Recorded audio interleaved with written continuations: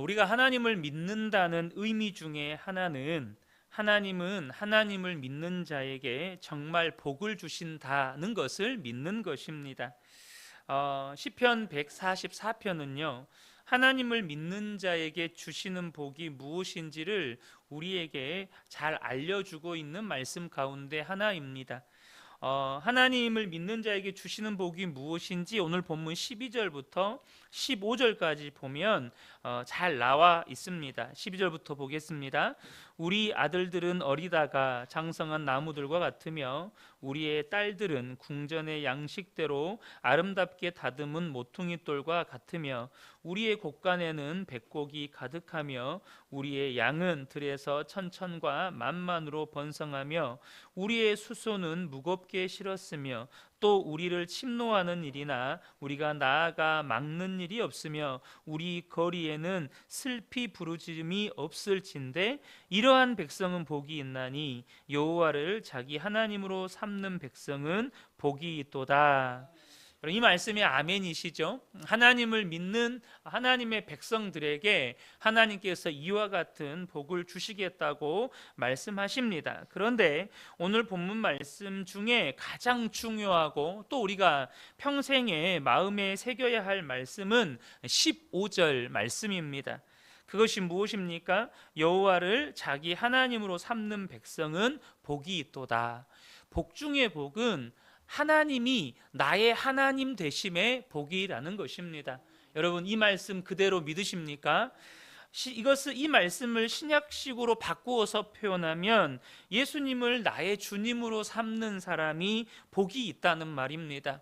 그러므로 여러분, 예수님이 나의 주님 되시죠? 그럼 우리 모두는 복을 받은 사람들입니다. 예수님이 나의 주님이 되신 사람들은 다 복 받은 사람들이에요. 그런데 한국 교회가 지난 수십 년간 받은 비난 중에 하나가 뭐냐면 기복신앙입니다. 많은 성도들이 가진 신앙이 다른 종교인들과 거의 구별되지 않을 만큼 기복적이라는 것입니다. 우리는 분명 그러한 세상의 비판의 목소리를 분명히 마음에 새겨서 들으셔야 합니다. 그런데 우리가 다시 한번 생각해 보아야 할 것도 있습니다. 그게 뭐냐면 정말로 나는 하나님이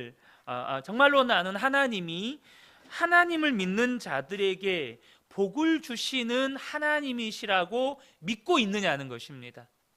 나는 정말로 하나님을 믿는데 하나님을 믿는 자에게 복을 주시는 하나님이라고 나는 정말로 믿고 있느냐? 또 정말로 예수님을 나의 주님으로 삼는 사람이 복이 있다는 것을 믿고 있는가 하는 것입니다. 사실 이 기복신앙이라고 비판받는 우리들의 신앙에 정말 심각한 문제는 뭐냐면 하나님께서 성도들에게 주시는 복이 무엇인지를 잘 모른다는 것과 또 이미 복을 받았다는 사실을 믿지 못하는 것과 더 나아가서 복을 받았는데도 복을 받은 사람답게 살지 못하면서 계속해서 복을 달라고 구하고 있다는 것입니다. 그러니까 하나님이 내게 어떤 복을 주셨는지도 모르고 하나님이 진짜 복을 주실 수 있다는 것도 믿지 않고 내가 이미 복을 받았는데 복을 받은 사람답게 살지 않으면서 계속 복을 구하고 있다는 거예요. 그래서 기복신앙인 것입니다. 실제로 우리 모두는 복을 받은 사람들입니다. 그러므로 우리는 마땅히 이제는 복을 받은 사람답게 살아야 한다는 것이죠. 그런데 여러분, 하나님의 말씀대로 살기 힘든 이유는 하나님이 진짜 복을 주시는 하나님이심을 믿지 못하기 때문입니다. 여러분, 하나님이 진짜 복을 주시는 하나님이라고 믿어지면 하나님의 말씀대로 살지 않는 것이 더 괴로운 것입니다. 분명히 하나님이 복을 주시는 하나님인데 내가 말씀대로 살지 못해요. 그게 괴로운 겁니다.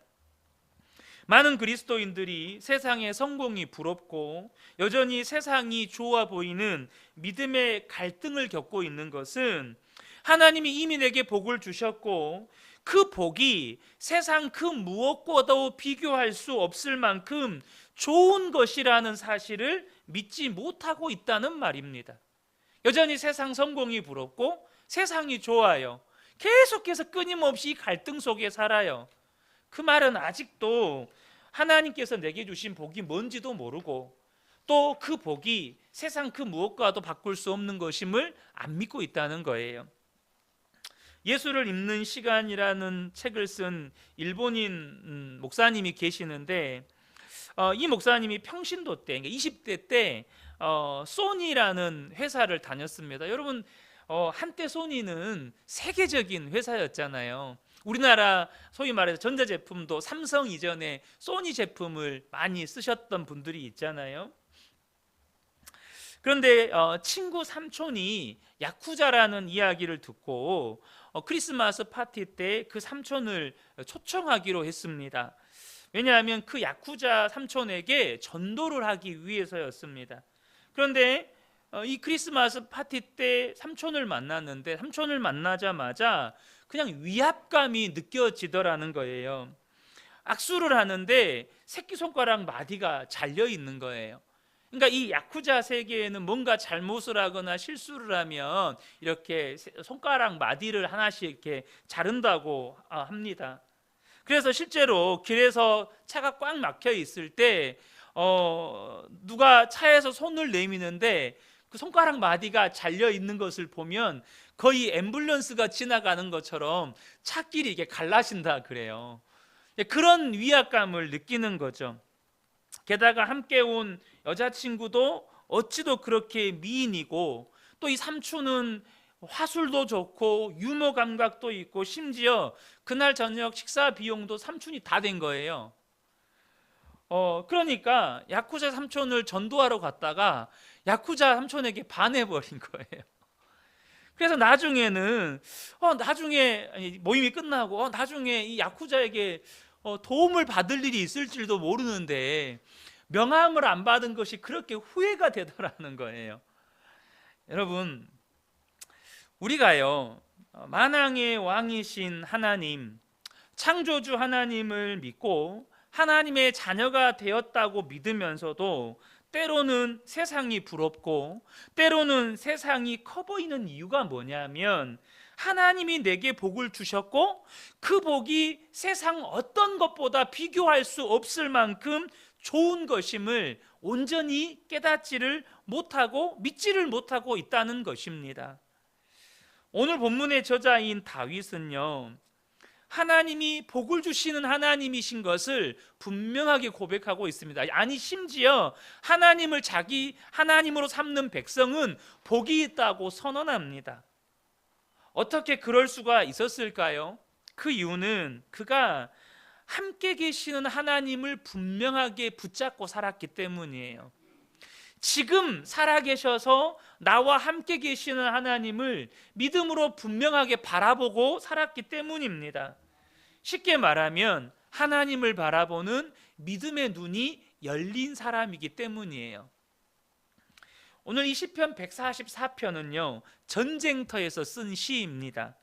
1절과 2절을 보면 이 시편의 배경이 나와 있어요. 1절 2절을 보면 나의 반석이신 여호와를 찬송하리로다. 그가 내 손을 가르쳐 싸우게 하시며 손가락을 가르쳐 전쟁하게 하시는도다.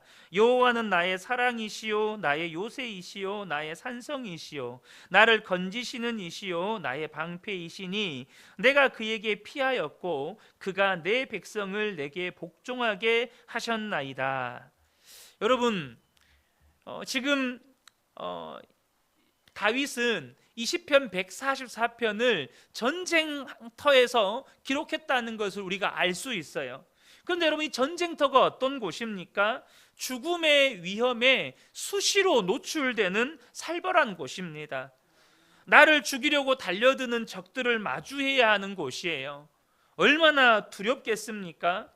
그래서 다윗이 하나님께 이렇게 오늘 본문을 보면 간구하고 있습니다. 5절부터 7절을 보면 여호와여 주의 하늘을 들이우고 강림하시며 산들에 접촉하사 연기를 내게 하소서. 번개를 번쩍이사 원수들을 흩으시며 주의 화살을 쏘아 그들을 무찌르소서. 위에서부터 주의 손을 펴사 나를 큰 물과 이방인의 손에서 구하여 건지소서. 그러니까 지금 전쟁터 한복판에서 적들과 싸우는 정말로 그 급박한 상황 가운데에서 하나님의 도우심과 하나님의 건지심을 구하고 있는 것이죠. 그런데 분명한 것은 여러분, 다윗이 지금 전쟁 중에 있는데 여러분이 만약에 다윗처럼 전쟁의 한복판에 있다면 여러분은 무엇을 주목하시겠습니까? 내가 지금 포탄이 떨어지고 총알이 날아오고 지금 적들이 벌떼같이 달려드는 그런 전쟁터의 한복판에 그렇게 노출되어 있을 때 여러분은 무엇에 주목하시겠습니까? 당장 적들이 나를 향해 달려오고 누가 나에게 칼을 휘두를지도 모르고 또 화살이 어디에서 날아올지도 모르니 그런 위험으로부터 피하고 자신을 지키기 위해서 사방을 두리번거리면서 어디 안전한 곳 없나, 어디 피할 데 없나, 어디 좀 더 내가 내 목숨을 연명할 곳이 없나. 여러분 그러지 않겠습니까? 이게 사람의 본능이죠. 그런데 다윗이요, 그런 상황들만 보지 않았다는 것입니다. 분명한 것은 오늘 다윗을 보면 전쟁터 한복판에서 하나님을 향해서 그 믿음을 고백하고 있다는 겁니다. 우리가 앞서 읽었던 2절에 하나님은 나의 사랑이시요 요새이시요 산성이시요 건지시는 이시요 방패시라고 고백해요. 그 하나님을 믿음으로 바라보고 있는 것입니다. 그래서 여러분, 다윗은 전쟁터에서조차 하나님을 믿는 자들에게 복을 주신다는 것을 확신하게 되었고 그것을 12절부터 15절까지 고백하고 있는 거예요. 특별히 15절에 여호와를 자기 하나님으로 삼는 백성은 복이 있도다. 도대체 전쟁터 한복판에서조차도 하나님을 바라보고 또 바라보니 여러분, 전쟁터 한복판에서도 여호와를 자기 하나님으로 삼는 백성은 복이 있다, 이 고백이 나오는 거예요. 그럼 도대체 이 믿음은 어떤 믿음인 것입니까?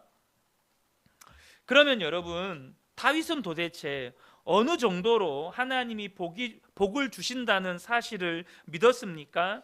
3절과 4절을 보면요, 다윗이 전쟁터에서 고백하는 가운데 다윗이 지금 어떠한 심정 가운데, 그 마음이 어떤 상태 가운데 있었는지를 짐작해 볼 수가 있어요. 여러분, 전쟁터 한복판에서 사람들이 기본적으로 가지는 감정은 두려움입니다. 소위 말하면 공포죠. 공포심이죠.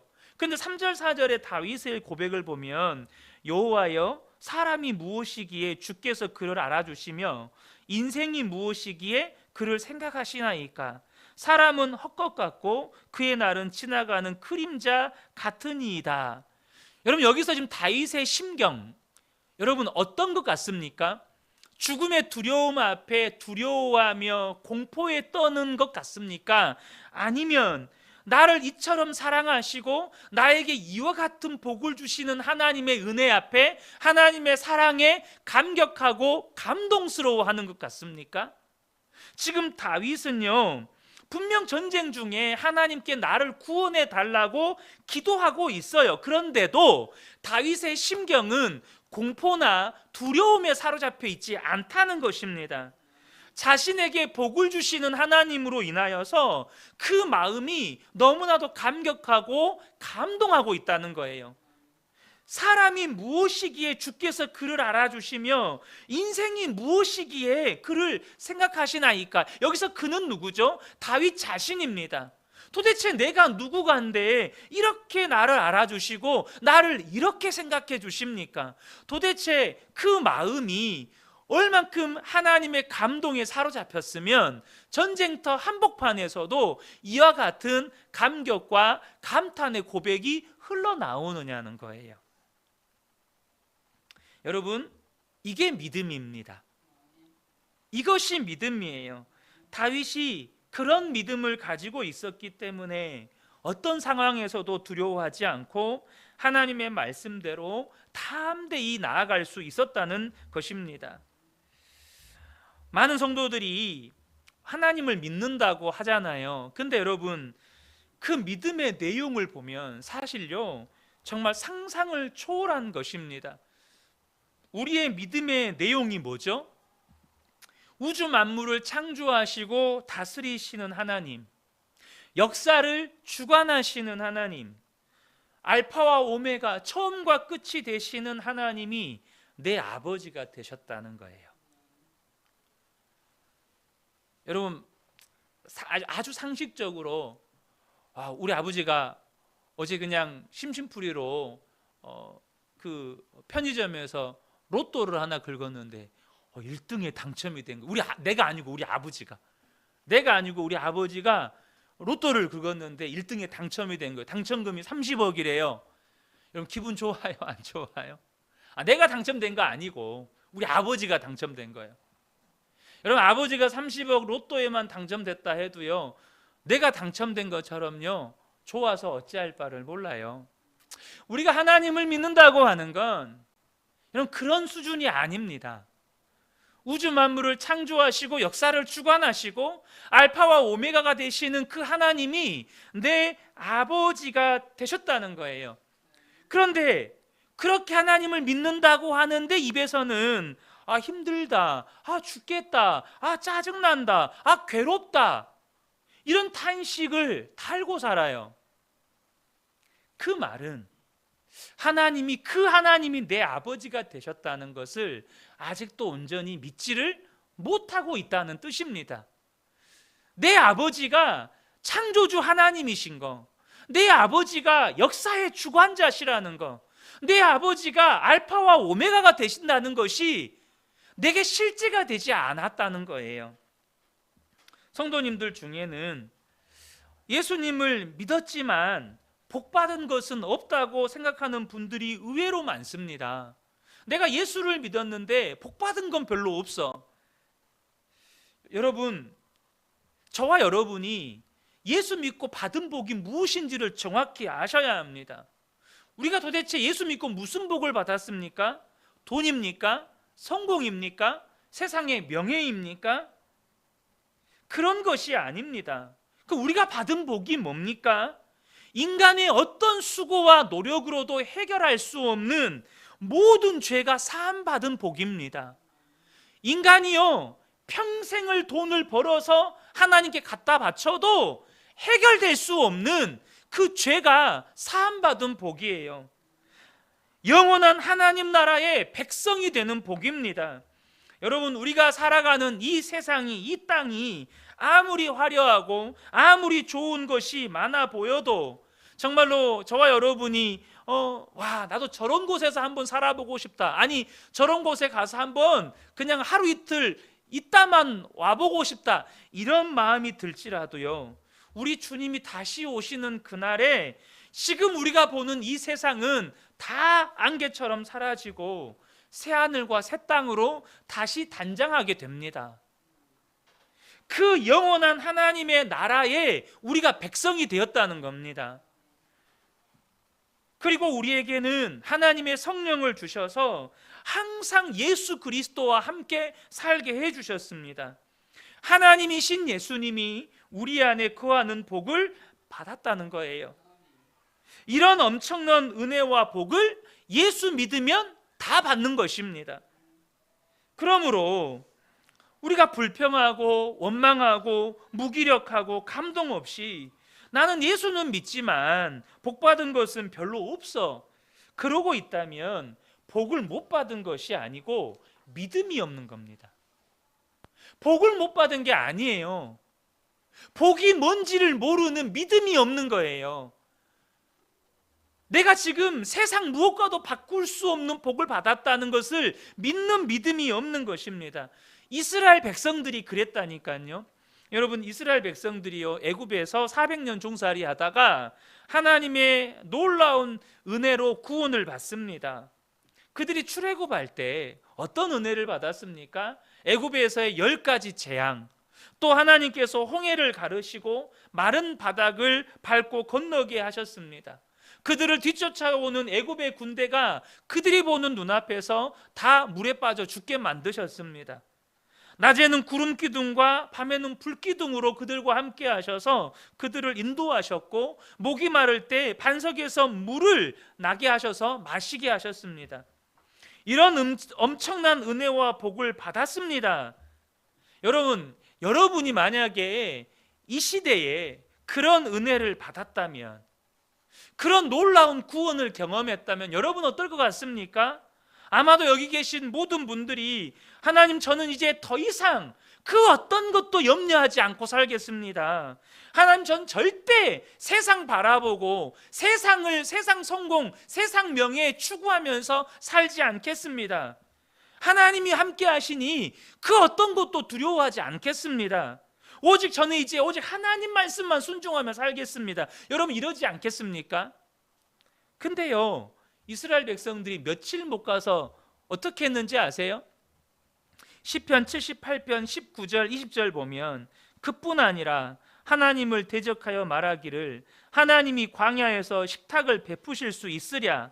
보라, 그가 반석을 쳐서 물을 내시니 시내가 넘쳤으나 그가 능히 떡도 주시며 자기 백성을 위하여 고기도 예비하시라 하였도다. 반석을 쳐서 물은 내셨지만 이 많은 백성들 밥 먹이실 수 있겠냐? 하나님이 이 많은 백성들 하나님이 고기는 먹이실 수 있겠냐?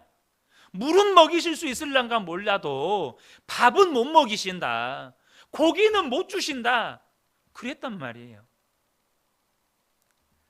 그런데 여러분, 이 이야기가 남 이야기가 아니라는 겁니다. 인간의 어떤 수고와 노력으로도 해결할 수 없는, 지옥에 갈 수밖에 없는 그 모든 죄를 사함받고 우주 만물을 창조하신 하나님이 아버지가 되셨고, 그분이 이제는 내 안에 계셔서 나와 평생 함께 하시면서 나를 지키시고 인도하시는 복을 받고도 우리는 상황을 보고 환경을 보고 불평하고 내가 원하는 것이 이루어지지 않는 것 때문에 원망하면서 하나님이 도대체 나에게 어떤 복을 주셨나? 이스라엘 백성들이 반석에서 물은 내셔도 이 많은 사람 어떻게 밥을 먹이겠어? 이 많은 사람들 어떻게 고기를 먹이겠어? 그것처럼 내가 예수를 믿지만 하나님 도대체 나에게 무슨 복을 주셨지? 여러분 이렇게 의심하고 있다는 거예요. 여러분, 예수 믿는 사람에게 가장 놀라운 복은 하나님이신 예수님이 이제 우리와 함께 하신다는 것입니다. 이건 다윗도 부러워할 복입니다. 우리가 그렇게 부러워하는 믿음을 가진 다윗도 너무너무 부러워할 복이 하나님이신 예수님이 우리와 함께 하시는 복이에요. 때로는요, 정말 그럴 때가 있어요.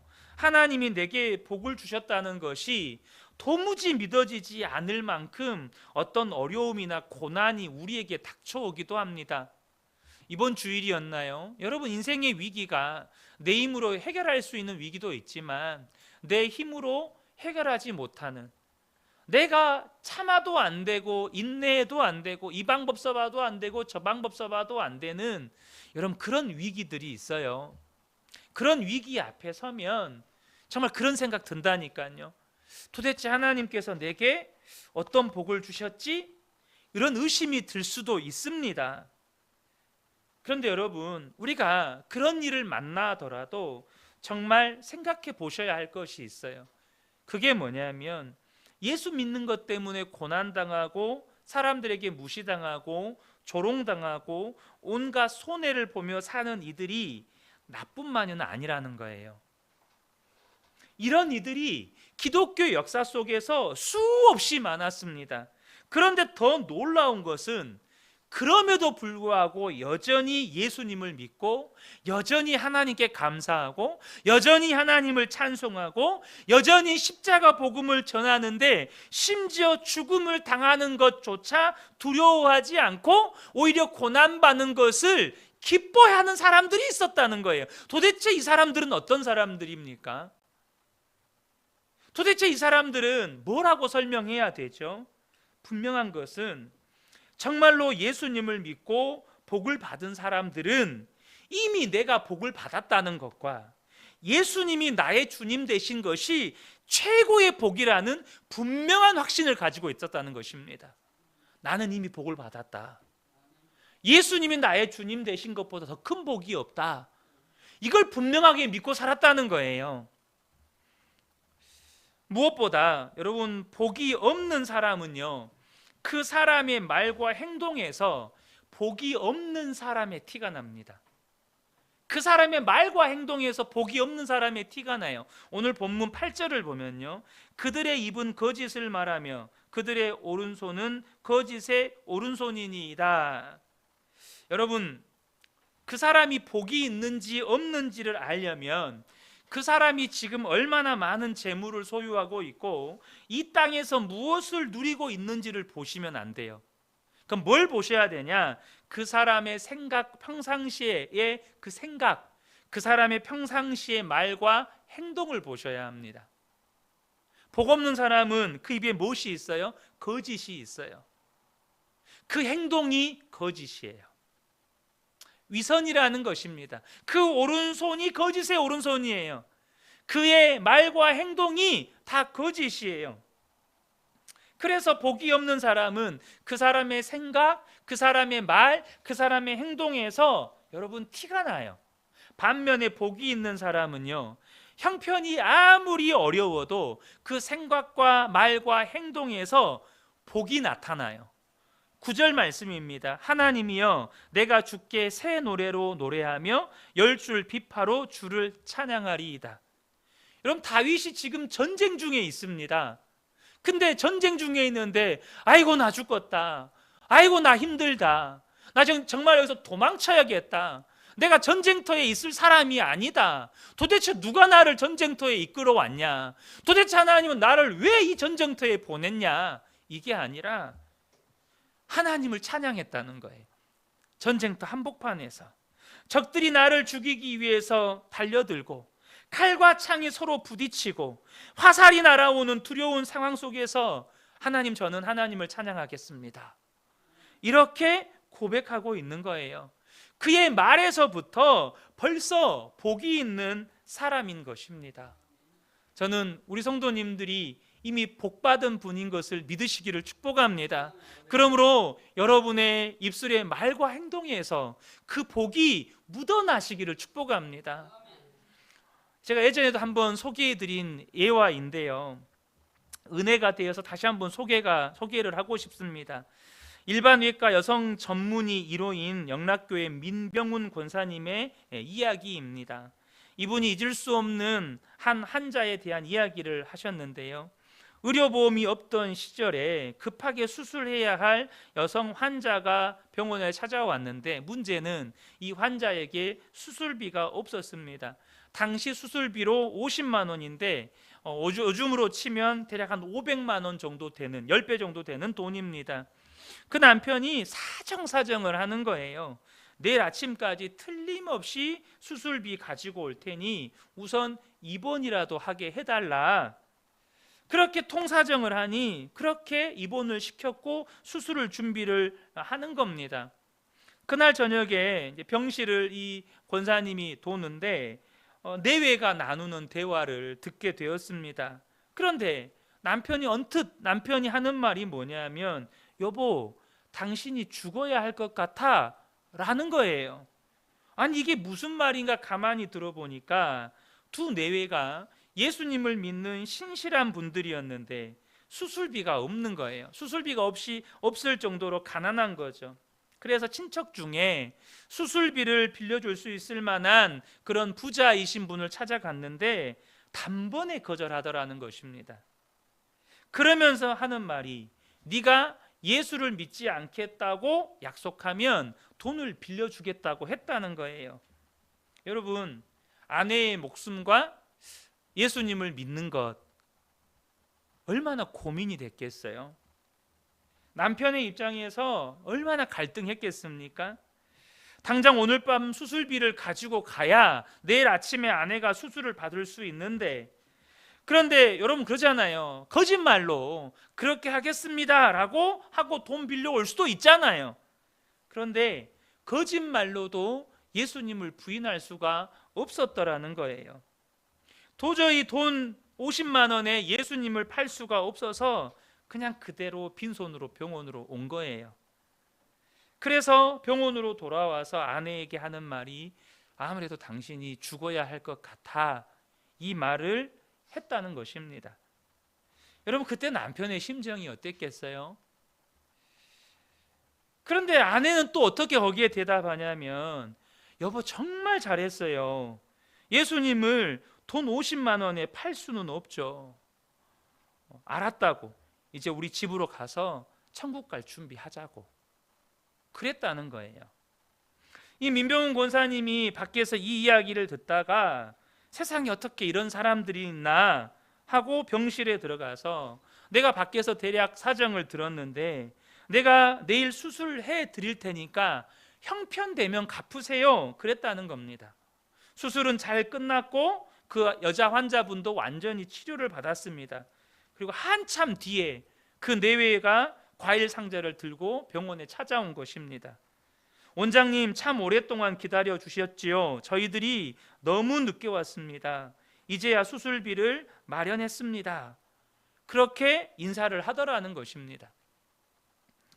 여러분 지금 우리 중에도 전쟁터에 있는 다윗처럼 너무너무 힘들고 고통스러운 형편 가운데 있는 분들이 계실 수도 있습니다.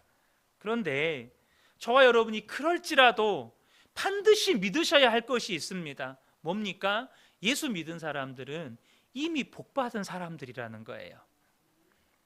우리는 세상 그 무엇과도 바꿀 수 없는 복을 받은 사람들이라는 것입니다.